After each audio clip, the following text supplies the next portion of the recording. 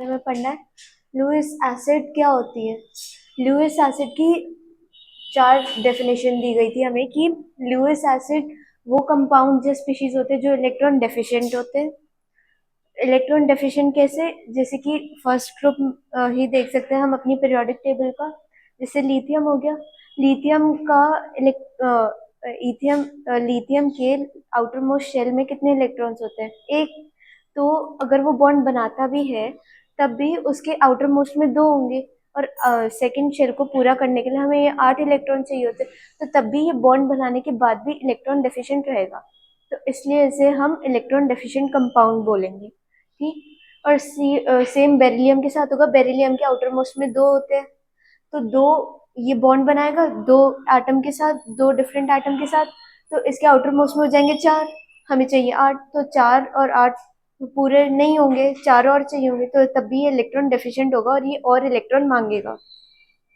और दूसरा हो गया हमारा जो जो एटम्स या स्पीशीज पॉजिटिवली चार्ज होते हैं वो भी हमारे लुईस एसिड कहलाए जाते हैं। जैसे कि H+ हो गया, इसे H+ के पास कोई भी इलेक्ट्रॉन नहीं है।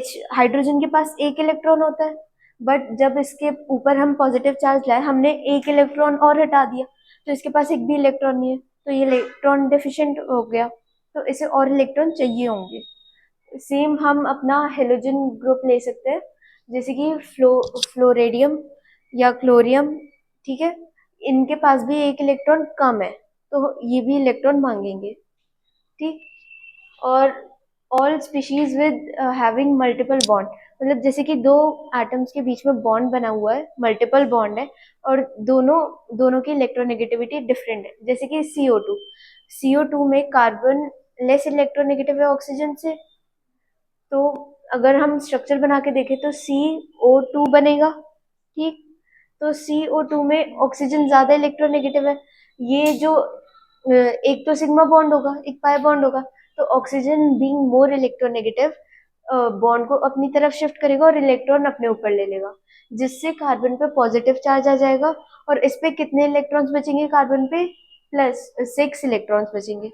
ठीक है, तो इसे 2 और चाहिए, तो ऐसे ये भी एक लुईस एसिड हो गया। और सेम SO2 भी है। अगर हम SO2 या SO3 देखें, तो SO3 में एक S आता है, 3 ऑक्सीजन आते हैं, तो ऑक्सीजन ज्यादा इलेक्ट्रोनेगेटिव है, तो इलेक्ट्रॉन अपनी तरफ शिफ्ट करेगा, बॉन्ड अपनी तरफ शिफ्ट करेगा, पाई बॉन्ड, तो S के ऊपर पॉजिटिव चार्ज आ जाएगा, तो ऐसे वो लुईस बेस हो जाएगा। ठीक। और जो स्पीशीज जिनका डी ऑर्बिटल वेकेंट है, सेकेंड ऑर्बिटल में तो सिर्फ p ऑर्बिटल आता है, ठीक, सिर्फ p तक।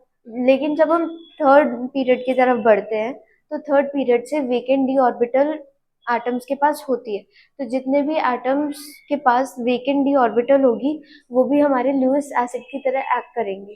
कैसे? जैसे कि ZnCl2 हो गया, जिंक के पास वेकेंट डी ऑर्बिटल है, तो ये भी हमारा लुईस एसिड होगा। SnCl2, ये भी Sn के पास भी वेकेंट डी ऑर्बिटल है, तो ये भी हमारा लुईस एसिड हो गया। अब हम XeF3 भी देख सकते हैं। जिनॉन जिनॉन 3 फ्लोरीन के साथ वो बना रहा है बॉन्ड, बट जिनॉन के पास वेकेंट डी ऑर्बिटल है, तो इसलिए वो लुईस एसिड हो जाएगा। ठीक, भले ही उसके पास लोन पेयर है, बट तब भी उसके हम वेकेंट डी ऑर्बिटल देखेंगे, जिस वजह से वो लुईस एसिड कहलाता है। ठीक। और वो एटम्स जिनका ऑक्टेट इनकम्प्लीट है, एटम्स जिनका ऑक्टेट इनकम्प्लीट है, वो भी हमारे लुईस एसिड होंगे। ठीक।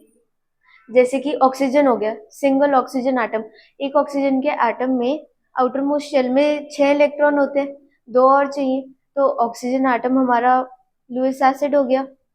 सल्फर हो गया, सल्फर के आउटर मोस्ट में भी 6 होते हैं, 2 और चाहिए, तो ये लुईस एसिड हो गया। कार्बन के आउटर मोस्ट में 4 होते हैं, तो ये लुईस एसिड हो गया। ठीक। अब हम आते हैं लुईस बेस पर।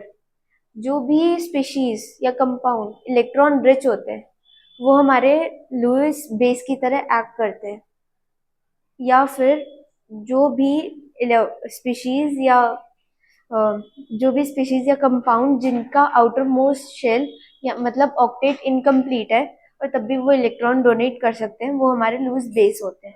ठीक, जैसे कि NH3 हो गया। NH3 NH3 के में N का ऑक्टेट तो कंप्लीट हो गया, 3 हाइड्रोजन आ गए जब, बट नाइट्रोजन के पास एक लोन पेयर तब भी बचा है, तो वो इलेक्ट्रॉन मतलब अपना ये लोन पेयर डोनेट कर सकता है, तो ये लुईस बेस हो गया। और सपोज NX3, एक्स यहाँ पे हमारा क्या है, हेलोजन ग्रुप, तो यहाँ पे एक हेलोजन आके एक ही बॉन्ड बनाएगा, तो नाइट्रोजन की नाइट्रोजन का ऑक्टेट तो कंप्लीट हो गया, बट तब भी उसके पास एक लोन पेयर बचा है डोनेट करने के लिए, तो ये लुईस बेस की तरह एक्ट करेगा। अब कुछ स्पीशीज होती है जो नेगेटिवली चार्ज होती है, तो जो जो भी स्पीशीज जितनी भी स्पीशीज हैं नेगेटिवली चार्ज, वो सारी की सारी लुईस बेस की तरह एक्ट करेंगी। जैसे कि हाइड्राइड आयन H-, एक हाइड्रोजन के पास कितना, सिंगल H के पास एक इलेक्ट्रॉन होता है, बट अगर हम H- लिख रहे हो मतलब हमने इसे एक और इलेक्ट्रॉन दिया है, मतलब इसके पास 2 इलेक्ट्रॉन हो गए, तो ये अपने इलेक्ट्रॉन डोनेट कर सकता है बाकी एटम्स को। सेम हमारा हेलोजन ग्रुप के साथ हो गया, अगर F- हम लिखते हैं, Cl- लिखते हैं, Br- लिखते हैं, मतलब इनका ऑक्टेट तो कंप्लीट है, बट इनके पास एक्स्ट्रा इलेक्ट्रॉन है डोनेट करने के लिए, तो ये हमारे लुईस बेस की तरह एक्ट करेंगे। सेम साइनाइड के साथ होगा। साइनाइड क्या होता है, C ट्रिपल बॉन्ड N, तो ये अगर अगर हम देखें साइनाइड और नाइट्रोजन, इसमें दोनों कार्बन और नाइट्रोजन दोनों बॉन्ड बना सकते हैं, तो नेगेटिव चार्ज किसी के भी ऊपर आ सकता है। अगर कार्बन बॉन्ड बनाता है किसी दूसरे एटम से या कंपाउंड से, तो कार्बन जब उसके एटम्स ले लेगा तो कार्बन पे नेगेटिव बॉन्ड आएगा, तो ये साइनाइड हो जाएगा। बट अगर नाइट्रोजन बॉन्ड बनाता है, तो वो अगर नाइट्रोजन किसी और एटम से बॉन्ड बनाता है, तो नाइट्रोजन उसके दूसरे एटम के इलेक्ट्रॉन्स अपनी तरफ ले लेगा, तो नेगेटिव चार्ज किस पे आएगा, नाइट्रोजन के पास, तो इसे हम आइसोसाइनाइड कहेंगे। ठीक, हो गया। और कुछ पूछना है, कोई डाउट है? हो गया।